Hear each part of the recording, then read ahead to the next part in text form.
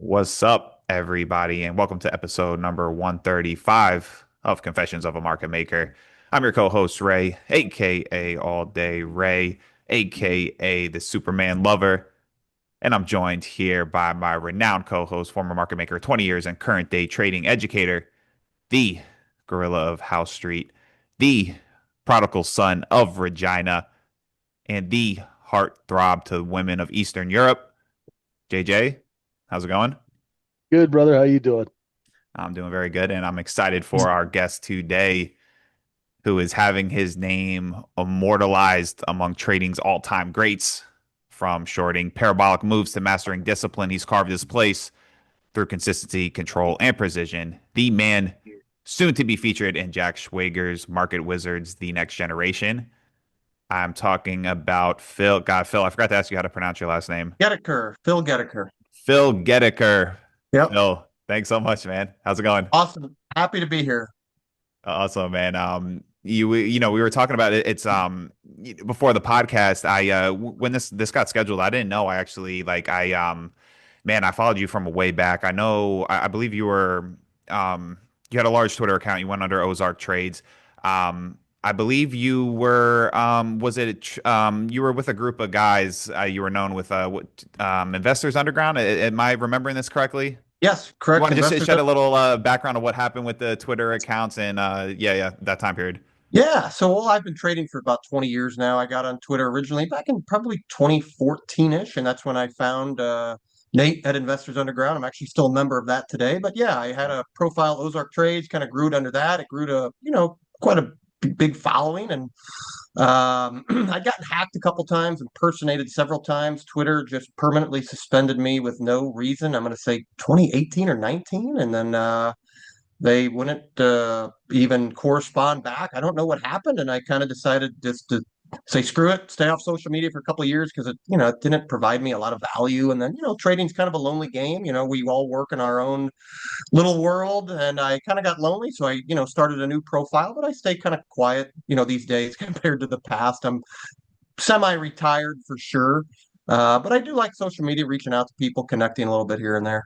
Sure, sure, cool. How do you how has the like the trading community online um changed like over the years, would you say? From, I know you say you're maybe not as like active now, Mhm. but like from when you first started trading to now.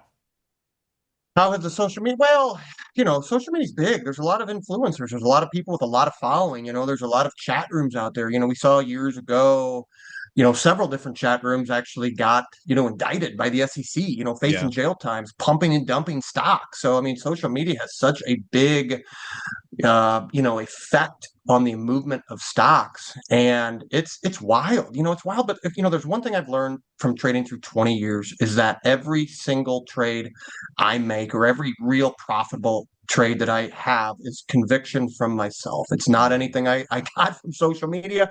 There's no tips, there's no tricks, there's no like real shortcuts out there. I do like social media basically for idea generation. That's it. Just idea generation, or maybe to get you thinking kind of outside the box, or maybe think a little, to get some thoughts that are maybe different than yours. But I would highly advise not to blindly follow, social media or any chat room for just trade ideas. You have to have your own conviction. You have to have your own style, what works for you. And, there are great ones out there. There's definitely great people to follow, definitely great chat rooms out there, but there's also bad ones. There's also people that are just, you know, um, I'm not even going to mention names, but there were several people arrested a few years ago on a big chat room heist, and it even came out in court records. These people are selling at the exact time that they're tweeting out to buy. This is a great buy right now. They were actually selling. They're selling into you. So that shows you the dangers of social media and blindly following people without having your own, knowledge and conviction, to trade. Yeah, That's yeah. actually how chat rooms started out 20 years ago. We, used them to hype stock, and then we could dump our stock into it. It was, Sure. been there, done that, got the t-shirt. The couple of boys from Texas are the ones who started it. They were Mhm. Sure. promoters, and they started their own chat rooms 20, 25 years ago. And yeah, and then it grew into a legitimate thing from there. But yeah, Sure. some of them. Yeah, and that's the downside of social media is they're almost like I would put them in the same boat as hackers who steal your credit Mhm. card or steal your Yeah. information. I mean, they're just, hacking you for money, and that's unfortunately the downside of social media and how social media has grown. I mean, it has such, social media has just grown exponentially even the last few years. So you just have to be careful out there. Hmm. Phil, when you mentioned about like your best trades being coming from like your internal conviction, I think about maybe even like my start in trading, or I was a poker player as well, and I think like starting off at least, and I'm sure many other people um, run into this problem is like, okay, like maybe you're trying to learn something new, and so like you don't have that internal conviction. Um, how do you, how do you suggest or your advice with people going in there, like in terms of, learning and looking to others as like either like mentors or um, building your knowledge base versus, enveloping like a conviction and a confidence in yourself in the process? Sure.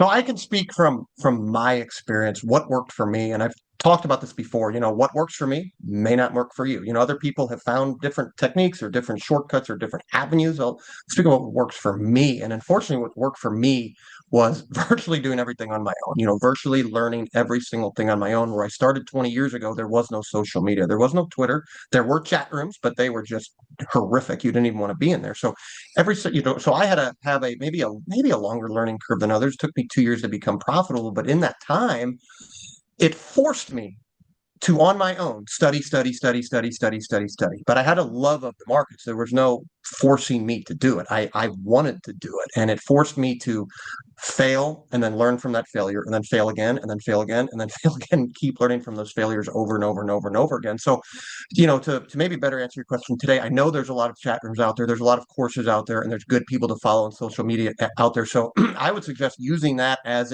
maybe a tool or a supplement to your own to your own learning and education. And, the thing about a lot of, social media, let's call it, or chat rooms, whatever you want to say, is that, a lot of these people, they're going to teach what works for them. They're going to teach their style of trading, which is fine. That's great. Obviously, they're going to teach how they're profitable. But again, I really think every trader is unique, and how one guy makes money is not going to be how you make money. It's not going to be on maybe the same time frame or the same style or the same just whatever. It's a great thing about the market. There's a Yeah. lot of different ways to make money. So I think if you're looking for a mentor, it's hard. I would say obviously you want to follow the best, most profitable people out there, right? Why would you want somebody to mentor you that's average? That's not going to help, but so you'd want to follow the best, most profitable people out there and try to just pick up any sort of, tips or advice that you can have, and just hopefully supplement it to your own database. But I am again a firm believer that the best way to be successful, and I don't know, I don't know if it's the only way to be successful, but the best way is to have trial and error on your own, study on your own, and figure out what works for you. And again, that's what worked for me. I'm sure there are other people out there that have become successful just from following a mentor. But unfortunately, I did not have one really, other than in, my option trading a little bit. I did have somebody kind of teach me the ropes a little bit for option trading, but for equity trading, my entire life, everything was really just self-taught on my own, trial and error. Hmm. Yeah, I mean, it seems like across many disciplines, a lot of top performers have been self-taught. Um, uh, Phil, you're in the mentioned in the intro you're going to be in the Market Wizards book. Have you ever found books, trading books, helpful? Are you a fan of trading books or You know, I have read a lot. And I did tell Jack Schwager during one of our interviews, his book is one of the only books out there that I have highlighted. I did highlight some things in there, and it wasn't for trading tips. It was more for just psychological purposes. Like, oh, when you see that best setup out there, that's when you put down size, or, reiterating how important risk management is. I have found Jesse Livermore's book, interesting for sure, kind of a more of a psychological thing. Mhm. The trading, mentality of how, sitting on your hands is where you made all of your money. Now, that's a long-term investor. That's not a trader like myself. So I have never read a book that says, follow this A, B, C, and you will become a successful trader. The books that I enjoy are more the books that just talk about psychology and the mental side of trading and the thought process and how to be, how to really last, on a long-term basis as a trader, how to make it 20 years, 30 years, 40 years. Not so much, we hear a lot about traders, especially since 2020, that made so much money over a 2-year span or 3-year span, which is, fantastic. Any way you can make money is great. But, how do you do it over 40 years, or 50 years? How do you stay in the game? So I enjoy books like that, but I can't recommend any that just say, follow this and you'll make money. Yeah. I wish it was that easy, I mean, I wish there was something out there, but Well, that's the more fascinating and interesting side of trading anyway, like in my opinion. Um, so Phil, so let's for people out there who aren't familiar with you, let's just start about like the beginning of your trading. Like how did you come to trading? sure. So I became interested in the markets probably at around the age of 14, 15 years old. I kind of wanted money. I had that in my mind. What do I want to do? I knew I didn't want to be like a doctor, lawyer, go to school until I'm 30 to work. So I thought, I had more entrepreneurial spirit. And I thought that's either stock market or real estate. And at that time, I knew real estate kind of takes money to make money, where, you could be whatever age, 17, 18, open a brokerage account with a couple grand and start trading. So I instantly started just reading books, the Sunday Business Journal, interested in just, mutual funds, buy and hold investing, whatever I could read at that time, because I had zero knowledge. I just soaked in. And then probably my um, sophomore year of college, I worked for my dad and I saved up about $3,000, put that into a brokerage account, and I traded that over my sophomore year as a swing trader.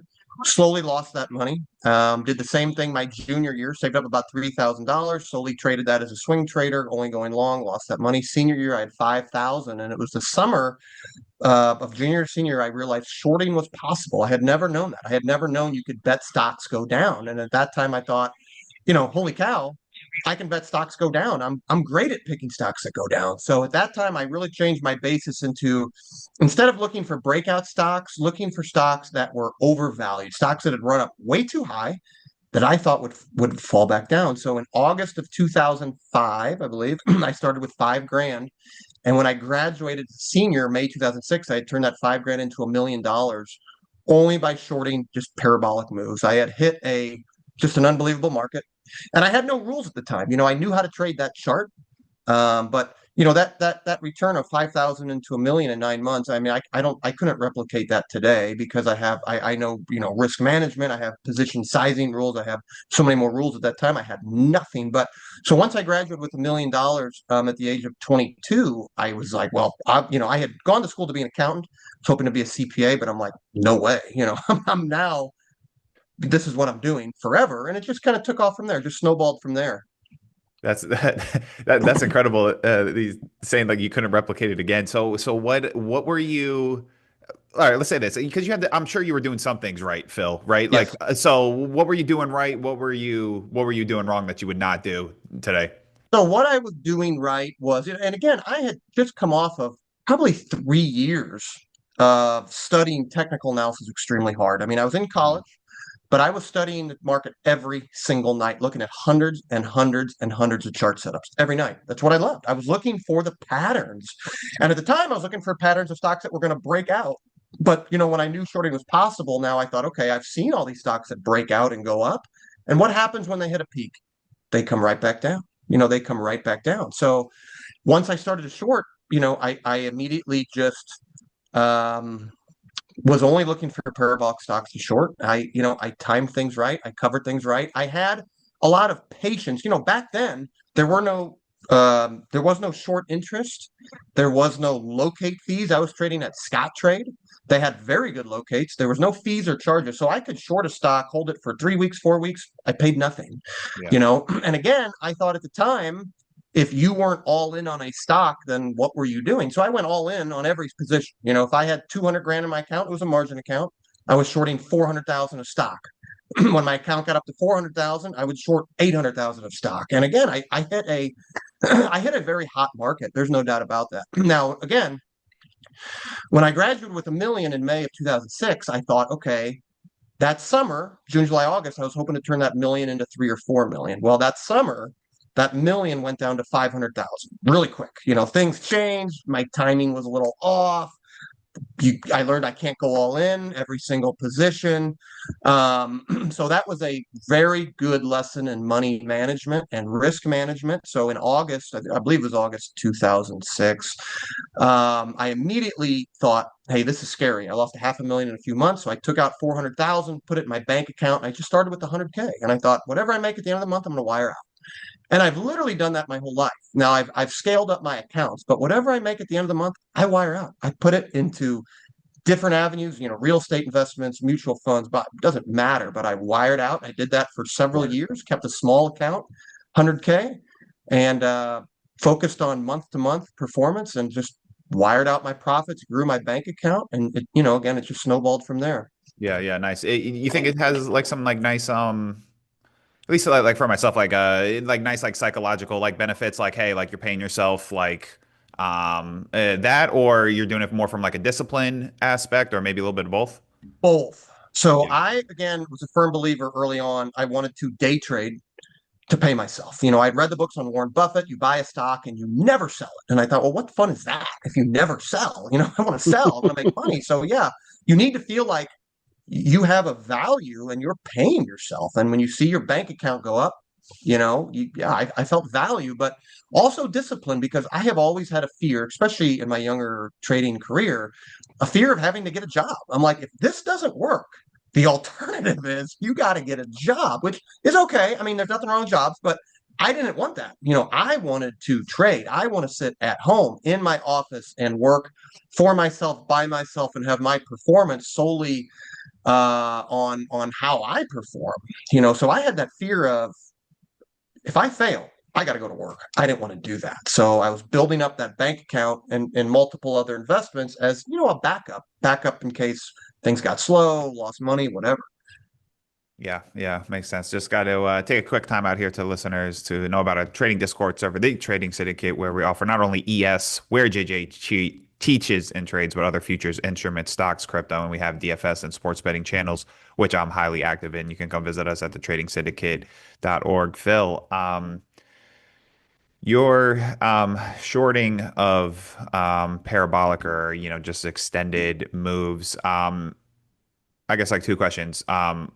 How long did you trade that style for? And do you still trade that style? I know you mentioned a little bit how it maybe was a little different with the like the locates, the fees, and so if that also um, plays into maybe the changing of strategies or not, mention that as well. Yeah. So I stuck with that strategy of shorting parabolics full time up until a few years ago. And I started trading options about 8 years ago. And I started to love options, and stock trading at the time were about almost 50% of my income, or I'm sorry, I mean, options equal 50%, stocks equal 50%. And then as that grew, I learned I could trade options a little less part-time with a few less headaches than shorting small caps. So a few Hmm. years ago, I kind of retired from small caps other than certain instances where they're just like, oh my God, I need to be there. I need to be in front of my computer. And there's a couple of reasons I got away from it. Number one was kind of the stress. I mean, you're dealing with, again, you're fighting algos, you're fighting kind of chat rooms with lots of followers, lots of, small accounts of people just buying thousand shares, thousand, so you were just, it was a kind of a fight, kind of a battle. And then you dealt with, locates and borrow fees. I was at the time of spending over $1 million a year of locates and borrow fees, which Wow. I was, okay with. I was making money. I mean, I was still profitable, but it's like, man, it just became kind of a battle. And I knew that in order to trade small cap successfully, for me, I had to put a lot of time in front of my computer. It wasn't just 8 a.m. Central to 10 a.m. Central. It was, a lot of times if stuff would squeeze out in the morning, you had to be there in the afternoon. You had to wait for it. I didn't have the mentality to say, this one got me today. I'll come back tomorrow. I'm like, no, if this one got me in the morning, I'm going to be there in the afternoon. I'm not going to let, I'm going to give it another try. But then you were just working a lot, stressing a lot. And I didn't necessarily need the money. So a few years ago, I kind of adapted to almost option trading full time, which I can do with a little more. I can just do it a little more part time. I do think shorting still works today. The strategy still works, but I don't know. I don't know if it's as easy as it was 10 years ago, 15 years ago. I think there are other you know, I mean, definitely, the borrow costs and short fees, even several years ago, became a massive, massive issue where there was just almost no inventory, and you'd have one or two providers that you would have to go to, and they could almost charge whatever they wanted. They could just mark it up. They knew Yeah. that people were going to locate these things, and what used to be a penny a share to locate was 10 cents a share, 20 cents a share, 30 cents a share. Sometimes hard to borrow stuff was $1 a share. And I remember even Exactly. shorting back at E-Trade years ago where they could charge a nominal rate. They didn't charge a locate, but they charged an overnight fee. And sometimes their overnight fees were over 1,000% annualized Yeah. return. I mean, 1,000%. And I thought, I would like to swing short these stocks for 2 weeks or 3 weeks. How the hell do you do that? Yeah. Yeah. You got to the point where you have to time it perfectly. Perfectly. Like, hey, I can afford to pay 1,500% borrow cost, but I can only short for 2 days, or 3 days. That's it. And you got to time it really close. So it became stressful. And I thought, what the hell, man? I just trade options and not have to deal with some of this Exactly. Yeah. anymore. And Yeah. So, most people don't even know that those locate fees. I mean, I've been in the belly of the beast for 33 years. I mhm, know the clearing system like the back of my hand. sure. I've hidden short positions in Switzerland for a year. So, like those locate fees are such BS. And it's Mhm, just because they dropped the commissions, they got to get the money out of people somehow. Right. And if you yes. understood NSCC and net continuous net settlement and all that stuff, they just ding retail traders like crazy. Just to try and get them to not short stocks, right? Ever since 2005, it's just been, yeah. So I completely agree. Like people are talking about locate fees, and that's why I like trading indices because there's no locate fees, Right. And I do for think locates futures. have Yeah. gotten easier. I do think they've gotten easier. I think they've come down. Again, I'm not that active in the game, but I do know a few years ago when I was checking even clearing firms to see what their short interest were. I had several brokers. I was checking the clearing firms. I thought short interest, I mean, 600%, 800%, 1,000%. What is going on here? Where are they coming up with this stuff? So Yeah. again, when I started 20 years ago, there was nothing. Nothing. You paid a $7 fee to trade, no big deal. But no locates, no short interest, no nothing. So that was a big change to the game for sure. Yeah, yeah, like you said, like Phil, I've had a penchant for shorting, especially like early on too, like when I was trading in. Um, I had a background in poker and like very like well aware of how much like the rake really can eat into your bottom line like long term. Being in certain games, like the rake being like the fees that or the percents that either the casino or the software provider will take out of the pot, and Sure. um, it just puts so much pressure on your strategy the higher the fees get. And it's I understand exactly what you're saying, and I think a lot of people didn't understand. Like I'm like the expected value of this is like going down like big time the higher like the fees get. But um Phil, you mentioned early on well you're talking your risk was off, your process maybe like your process maybe like not as sharp or refined. What did I guess like this was like a trial and error type of deal. Like how did you get your risk in line? How did you come to those conclusions to yourself? And yeah, I guess just to speak about like those type of things. So again, when I was a senior in college and I lost half of my account in a 3 month time, that was the best risk management lesson I could have ever learned, to just lose so much so fast. In that this is what the market can do for you. Yes, you can turn 5,000 into $1 million, or maybe not a return that high, but you can make so much money, but you can also lose half of it almost overnight so quick. And that was, I think I've been asked before, like a couple things that have made me successful over 20 years. And there are a couple things, but the number one rule for sure is risk management. And I go into most every day, not really certainly not worrying about where I'm going to make money or how I'm going to make money or my wins, but I go into most days thinking, I don't want to lose money. I don't want to lose my capital. My capital, even though I just made it yesterday, that capital is now mine. I don't want to give it back. It's mine. I earned it. It's hard earned. So I have the thought process that I know is different than some other traders in that I think long and hard. Every position I put on, what is my max loss? What is my stop? What am I willing to give up here? And if things go wrong, I get out. I have no problem exiting trades where I know, some other traders even, and I've seen in my earlier days of being in, smaller chat rooms, how people would short a stock at 10 and they'd add it 12 and they'd add it 14. And then, they say, what are you doing? And I say, oh, I shorted at 10, but I cut it at 10.50. It just wasn't right. Yes, exactly. Yeah, I like to be and this is hard to do, but if I put a trade on, I like to be green right away. I mean, maybe not right away, but pretty But soon. I don't want to yeah, enter a trade and say, well, I'll add more 20% higher, 30% higher, 40%. No, your entry was wrong. Get out and yeah, look to re-enter. yeah. Most So people, most people don't realize that there's a business reason for taking a trade, and when that reason is gone, there's no reason to be in the trade anymore. Right. And absolutely. it's like nothing is random. I mean, I've been a manipulator all my life. So, it's like people are thinking this is random. Like, yeah, keep buying, sell them another 100,000, sell them another 100,000. The thing is with shorting, one thing and it's great talking to you as a short seller. Mhm. Most short sellers, retail short sellers, and they never even think about this. You only short when there's a seller, when there's an obvious seller. When your seller goes away, you've lost your backup. It's like being in a bar fight and you lost your Mhm. backup. When your seller goes away, you got to get out of that trade. You got to cut bait, right? Mhm. But they don't look for a seller. In the old days, we'd only short when we knew a seller order was coming in and we'd front run it, right? Because you got a 2 million share order that's going to knock the thing down. But until you can find a seller and it's going up, there's no seller. They're selling at higher price because they can, you know, Right. Right. simple. Yeah, no, Yeah. there's no doubt.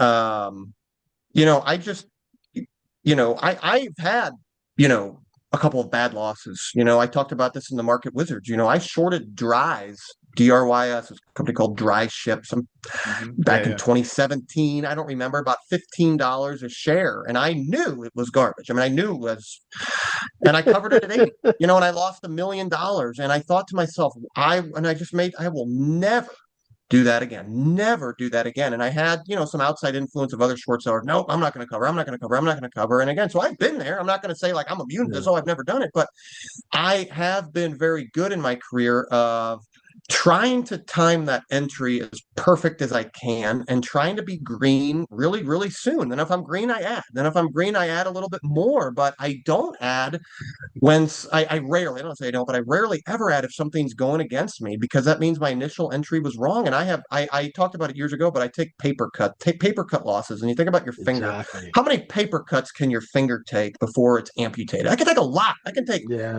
millions of paper cuts, but I don't want Yeah. that Yeah. amputation cut where I Patient, just get exactly. stubborn and then you're done. I've seen traders blow up. I've seen it. I've been around Yeah. it. And it Yeah. is scary. It's a scary thought. And I still, even after trading 20 years and I've got a nice, other investments saved up, I still think about blowing up. It's scary. You don't want to do that. Yeah. Don't be there. You can always It's get back in. The market's open every day, 5 days a week. It's soon to maybe be open 7 days a week. I don't know. I kind of hope not, but you can always get yes. back Back into a in. stock. You don't have to just hold it when it's going against you. It's So risk management is just so incredibly important. I can't stress it enough. Yeah, yeah. it's interesting that you mentioned dries because those are my clients. We were on the other side of that. Yeah. Is that The Oh one yeah. of the Greek, like one of the Greek shipping? Is those it? were those are my Greeks out of Piraeus. Yeah. Yeah. Yeah. So Yeah. Yeah, those Dries are the turned guys. out to be a fantastic trade for me. After they did all Yeah. these reverse splits and That's this yeah. Kalani, this dilution. So I ended up being very profitable in Dries, just not that one day. Or a Yeah. 2 day span, I lost about $1 million, but it was just it's a good lesson. Don't do that Yeah. again. Don't fight Yeah. that trend. Well, Yeah. that's interesting because I Definitely. mean you were fairly experienced by that time, Phil, right? I mean, Yes, no, I was. Yeah, I had a good amount of experience under my belt. Um, but How'd you again, feel? How'd you feel that day? Like oh, it was were you? bad. Horrible day. Yeah, there's no doubt. It was a just rough day. Gave up, I don't know at the time, several months of profit, just being stubborn and being stupid. And again, it's not even like I was tricked. I couldn't blame anything. I stayed in the trade for 2 or 3 days when I shouldn't have. So Yeah. got nothing to blame other than myself, so it's just a lesson. So how'd you feel like mad at yourself like what the I can only think of my yeah, just put us through your head like were you like, or were you more like, hey, taking it in stride, like fuck it, like I'm gonna get it back, like um just like the gambit of like what was going through your head. A little bit of both, a little bit of anger, a little bit of upset, a little bit of it actually was it when you take a loss like that, it actually makes you sit down and grateful for everything I had made up to that point. Like, wow, yes, this loss sucks. I lost $1 million, but look what I've made the last 10 years or 15 years. It's been a lot. Yeah. And hey, use this as a lesson. Use this as a lesson the rest of your career. Don't do something like this again. So yeah, you're definitely upset. No way to not get upset from that. But you kind of used it as a lesson, a learning experience more than anything. You don't want to get angry. You certainly don't want to come back the next day and be angry and have resentment or try to force trades that shouldn't be there. So you don't want to do that. So I think anything you can learn from the market as a positive, anything you can take away as a positive or learning experience will benefit you. For sure. I mean, obviously, like, that's the type of mentality to have, and it's easier said than done. That's great. Like, how have you always taken losses in stride? Like, I guess more of and I know you mentioned from like reading, like that's always been more of the type of stuff you've taken away from like the trading books, the psychology, maybe like the emotional aspects. How has that like been for you, like in your trading journey, like learning that aspect, which obviously is like is the ruin of a lot of traders. Well, you try to take every experience you can. And, I used to journal a couple things, but I just take a good mental note of this is what works and this is what I want to do, and this is what does not work and this is what I don't want to do. And I've had the benefit of, being around a lot of other good, successful traders over my career and kind of not that I've ever copied or mimicked their trades or their trading style, but I have taken note of their psychology and what has made them successful and what has made them unsuccessful. And I've been around a few traders that have no problem making, let's say, 2 million a year, but in reality, they made 4 million a year, but they got really, really, really stubborn 3 times and lost 500K on this stock or 750K on this stock or a million in this stock. And they do it every year. They do it every single year. And I thought, I've learned those things like, hey, when you were wrong, just get out. Just get out, just get out and look for reentry. So Yeah. um I think when you talked about mentorship earlier, I think, again, if you can find a mentor that would help you say, hey, this is how I made money or this is how I've been successful, that's important. But for me, I didn't have that, but I did have, like I said, other trading buddies that I learned from is almost to what not to do. Like, hey, don't Mm. do this. Don't do this. Or I heard stories of this guy shorted a low float right at the close overnight, and this stock is up 500% after hours, and there's no market to get out. And guess what? Yikes. The clearing firm is taking you out, and this guy lost 10 million Yikes. overnight or whatever. I've heard those stories, and I thought, holy shit. That is the last thing I'm doing. That is, I will never do that Yeah. because that is, it's the great thing about the market.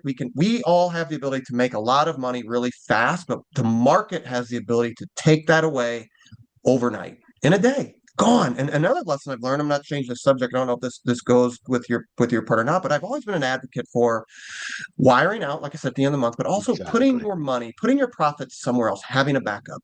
So I've always been I've had a love of real estate from early age. So in my early 20s, I used to buy a lot of rental properties. I owned rental properties, and they became, I mean, they're fantastic investment, but they became a pain in the ass time wise. So I started investing in land, farmland, income producing land here in the Midwest. And it's been fantastic. Great returns, very low stress. And it doesn't matter what you invest in, but have a backup. Have a That's backup for if that day ever comes where hopefully it's not a blow up. but just you just can't trade anymore. You don't want to trade anymore. You've got something set aside. You see a lot of traders social media, they're very flashy. They have the Lamborghinis and their Rolexes and their mansions, which is fine. There's no problem with that. But hopefully you're not spending all of your profits on those things. Have a nest egg, have a 401k, have a retirement, have something. Doesn't even matter. Put it in cash.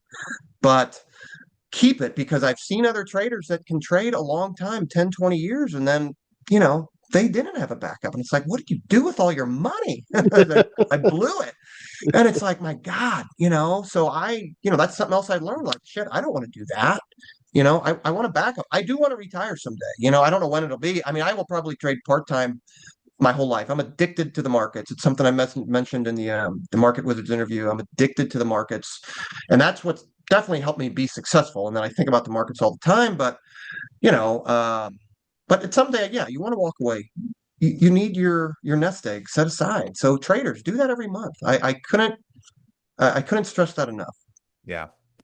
I guess, I feel like that would seem like obvious to people, but I suppose it's not. Definitely prudent. So Phil, what is I know you mentioned options, so I guess the incorporation options, what do you enjoy about options? Why did you add that in? And then also um your just equities trading, what does that look like now as well? So I started trade options about 8 years ago, and I don't talk about options a whole lot. And the reason is I'm primarily an options seller. I'm looking to collect premium. So selling Mhm. options is a very dangerous method out there. I do it on just a lot of just mega caps, Apple, Amazon, Tesla, Nvidia, some indices, but it's a very dangerous method. But, I have, again, I've been around the market for 20 years and I've studied, I think I mentioned this in the Market Wizards interview. I've looked at over a million charts in my lifestyle, and I feel like I have a good feeling of how things move and when things move. So, um, now I do buy options at times. So like yesterday, the last couple days, I've had a feeling gold and silver is just overbought. I mean, extreme at overbought levels short term. Now, not mean 6 months from now it could be way higher. No idea, but short term it's been overbought. So actually, a couple days ago, I started nibbling on some gold mining puts GDX and then silver puts SLV. And then yesterday morning, I kind of went in there pretty heavy with those puts, and we were lucky to get a nice 1 day sell off, and I covered, or I sold most all those tomorrow. Or yesterday actually, I did the rest of them this morning. So when the situations persist, I will buy options, but buying options, you have to have the timing really nailed down. I bought MicroStrategy puts a little over a year ago when MicroStrategy went parabolic and had a 1 day big, I think 150 point correction. But for the most part, I'm an option seller, collecting premium. And, if you stick with the safe instruments, the real safe bet, safe companies, it's overall, it suited me well, it suited my personality well. And I can do it with, fairly low risk management. But the biggest thing I like about it is that I'm not stuck in front of my screens all day. I can trade a couple hours, monitor things on my phone, and kind of go about my life doing other things that I, enjoy doing. Yeah, very nice. How did you take the options at first? Was like how was the learning curve? Fairly easy, just being experienced, or it was a little because I guess just the difference in the mechanics. It actually was fairly easy. I did have a mentor kind of teach me options right off the bat because I didn't understand it. But once he taught me what he did, I instantly got it. I instantly was hooked. I thought, okay, you're just going to bet that Apple doesn't hit these certain levels over this certain time frame. So it instantly made sense. And then I kind of tweaked his strategy kind of into my own. But the learning curve was pretty small. But again, I had a lot of experience with the markets themselves. And that's something that's why I don't really go out and preach options or talk about options or really tweet about options, because it's a very dangerous method. It can be an extremely dangerous method. And it's not something you want to do unless I think you have a fairly good market background. Yeah, sure. Yeah, I mean, I think of like God, like all the options traders we've talked to, I think like that's everyone, or at least they prefer to collect premium. I think that's at least the ones we've talking to. Sure. All right, last thing I want to ask you, Phil, before some like market wizard stuff. If you look back over your career, you as a trader, what do you think like your edge has been, like your real edge, and you like personally as a trader that's made you successful over this whole 20 years?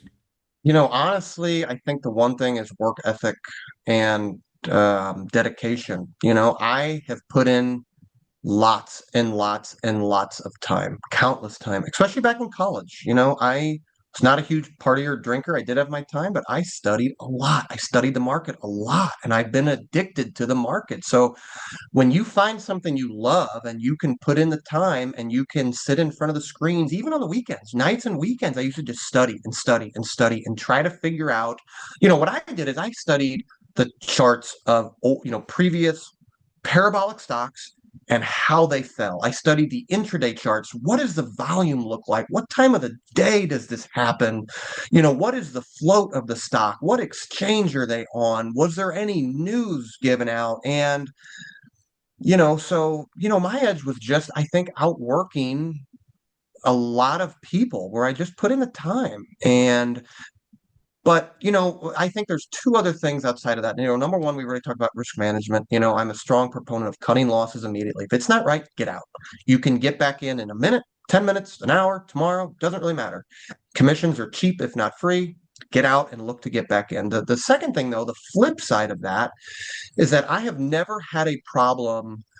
I don't know if I want to use the term like betting the house when I see an A plus setup, so the reason I've gotten into technical analysis is, you look at all these chart patterns over and over and over again, and it goes back to like silver and gold yesterday. I didn't know it was going to fall yesterday, but a few days before that, I thought this is getting overbought. I mean, this is extremely overbought. The RSI through the roof. This has to correct. I don't know what day, but it has to correct. And when you see that setup, you have no problem betting heavy, putting a lot on the line because I know the risk to reward is going to really benefit me in that instance. And I've seen a lot of other traders that are very smart, very successful, but they can't break maybe a million a year. And the reason for that is they will see an A plus setup, but they'll still be like, oh, I can't short more than a couple thousand shares. I can't do this or that. I thought, why? You just saw this setup 6 months ago. It worked great. Why don't you bet big? Why can you not pull the trigger? So, I've been fortunate enough to have the mentality of yes, risk management and say and protect your capital. But on the other side, hey, when this certain setup comes, and it's only maybe a few a year, maybe one a month, I don't know. Unfortunately, they're not every day, but bet a lot, put a lot of money on the line because those are the trades you make all your money for me, for the most part. Those big setups, Yeah. especially when I was shorting stocks, when I was shorting small caps, 90% of my money would come in. I mean, 15 tickers a year. That would be it. I would place, I don't remember, 1,000 trades.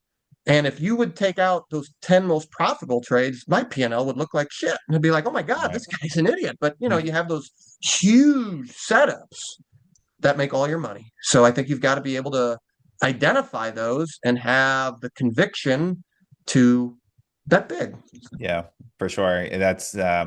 Yeah, and I love talking to people, and it's like one of the other commonalities of, talking to successful people. It's always that like most small wins, small losses or whatever, but like your bottom line really comes from like a select few of like big trades that Mhm. that really make the difference. And I was gonna as you were talking, I was gonna bring this up too, and it's funny like it's like the dichotomy, right? Like you're early in the conversation you're talking about how like yeah, I'm not wanting to lose money, like capital protection, blah blah blah. But hey, but now when I see something, I'm actually going for it. I'm going hard. And I think like um, I think for most people, Phil, I think it's actually probably like those two things are hard to like sit with. You know what I mean? Because they almost seem opposing. Yes. And it takes like a certain skill set or flexibility of mind, I think, to hold both of those ideas in their head. At least I think so from what I see in people.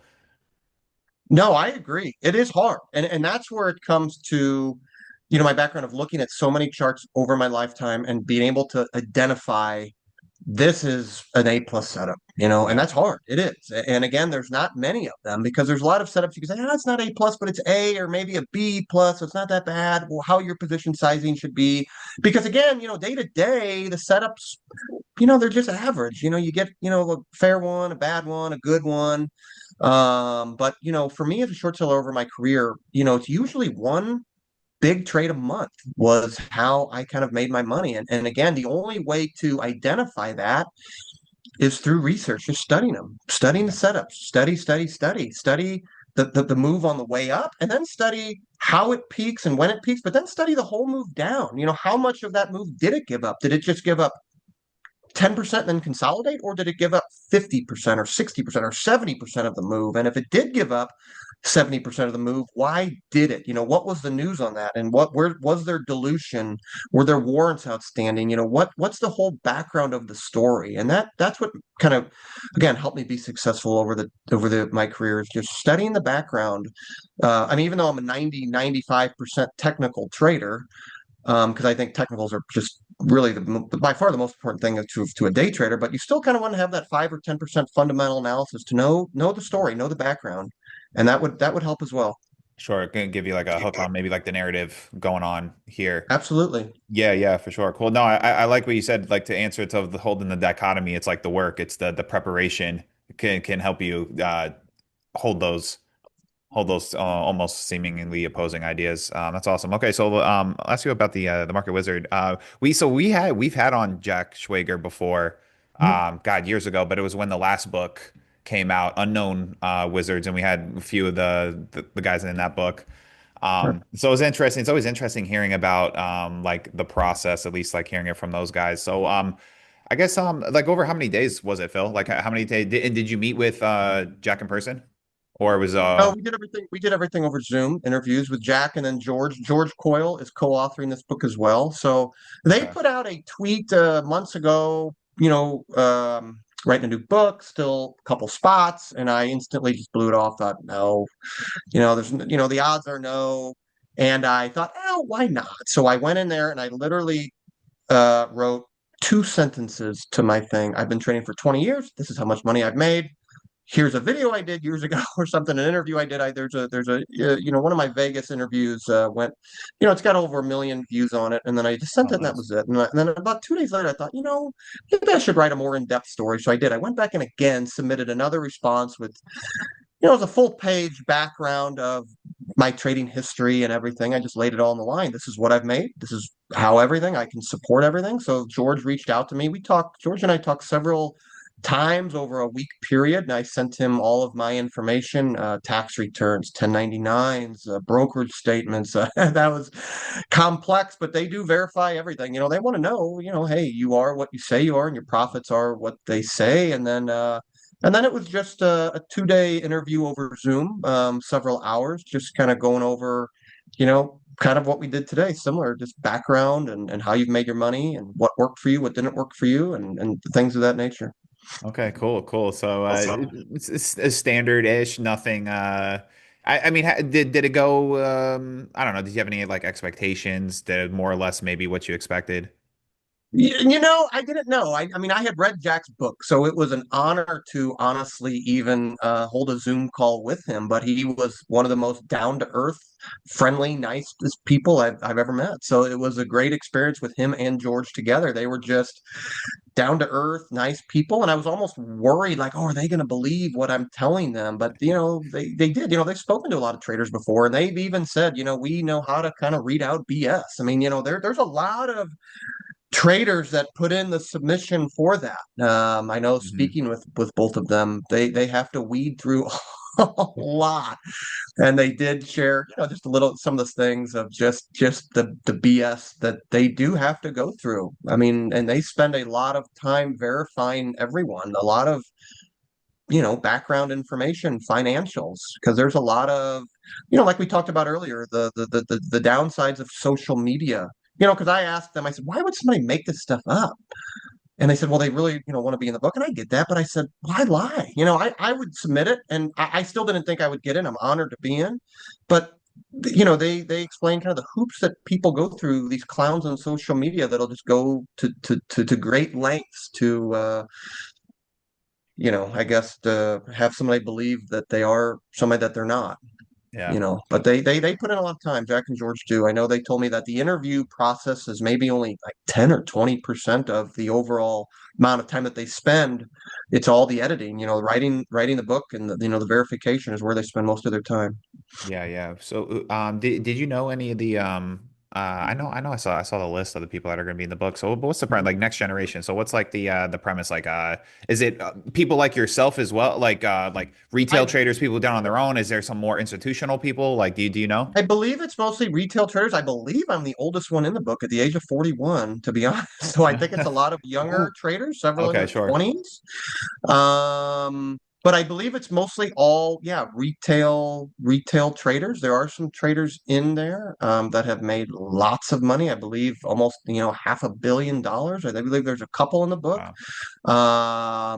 I know some people that are, staying anonymous, I believe. I don't know. I know a couple of the traders being in the book. I've met a couple of them in person, but I don't know. I believe there's 9 in total, but I don't know several of them. I don't even know who it is. I haven't asked, but the cover of the book just came out about a week ago. It looks good. I'm excited. I know there's going to be a lot of information, you know, a lot of good information out there. And I think that's what's neat as a trader when you asked about books earlier. Something I enjoy is, reading how, and there's no book like that out there.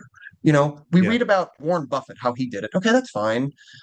And there's all these books on Warren Buffett. Who can be the next Warren Buffett? Well, there is none yet, right? But it's nice to see as retail day traders. Let's read something how they made money. How Yeah. did somebody individually working out of their house or their basement? How did they make $50 million or $100 million or several $100 million? So that really really interests me, and I think it should have a good.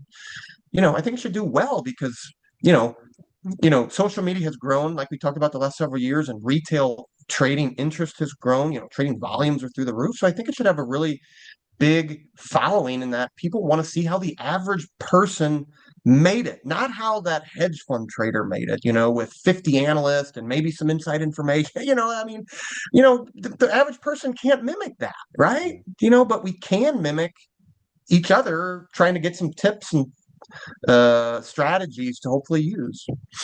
Exactly, exactly. Couldn't agree more. Yeah, yeah, it should be. That's why I like hosting this podcast too. Like I like the story behind the person's success or how they came to it. Like just the person just behind the trading too, and obviously that informs their success as well. So definitely looking forward to reading your chapter and the rest of the book too as well. Should be really interesting. When people do read your chapter, Phil, what do you hope they take away from it? And have you seen it or is it done? Is it? Yeah, my chapter's done. I did, review a copy of it to make sure everything was good a couple months ago. Yeah. Then it was sent off to the editor, so I have reviewed it. I am very happy with it. I would say, what people would take away is, I guess, you know, just the concept of what it takes to get there. And I think most readers are probably going to come away with that from most of the interviews is that these people in the book, I use the term addiction a lot in the book. I hate that term. And I know my chapter was almost titled The Addicted Trader, but I told them I hated that term. But again, I've been addicted to the markets, and that's what's helped me. And I think a lot of people maybe don't know the amount of time, especially earlier in my career, that I would just sit and study.